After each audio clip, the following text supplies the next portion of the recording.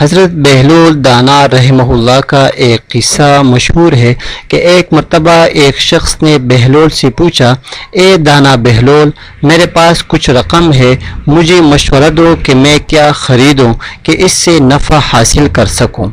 بہلول نے اس شخص کو جواب دیا، روئی اور لوہا خرید لو۔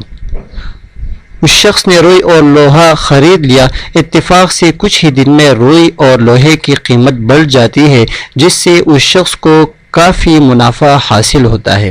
وہ شخص دوبارہ بہلول کے پاس جاتا ہے اور کہتا ہے، اے دیوان بہلول، میرے پاس کافی رقم ہے، مجھے مشورہ دو کہ کیا خریدوں جس سے نفع حاصل ہو۔ یہ سن کر بہلول اسے کہتا ہے کہ پیاز اور تربوز خرید لو۔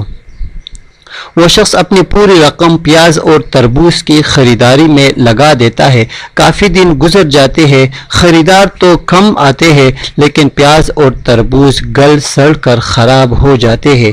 یہ دیکھ کر وہ شخص غصے میں بہلول کے پاس جاتا ہے اور کہتا ہے، جب میں نے پہلی مرتبہ تم سے مشورہ کیا تو نے کہا روئی اور لوہا خرید لو، میں نے ویسا ہی کیا اور مجھے نفع ہوا، لیکن دوسری دفعہ تم نے مجھے پیاز اور تربوز خریدنے کو کہا جو سارے سڑ گئے اور مجھے کافی نقصان ہوا، تم نے ایسا کیوں کیا؟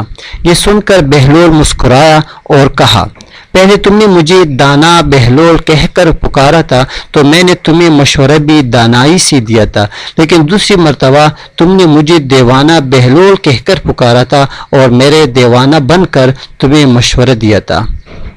ناظرین، اسی کے ساتھ ہی آج کی کہانی ختم ہوتی ہے۔ آپ سے گزارش ہے کہ اگر ابھی تک نخلا ٹی وی کو سبسکرائب نہیں کیا ہے تو نیچے لال پٹی میں موجود سبسکرائب کے بٹن پر کلک کرو۔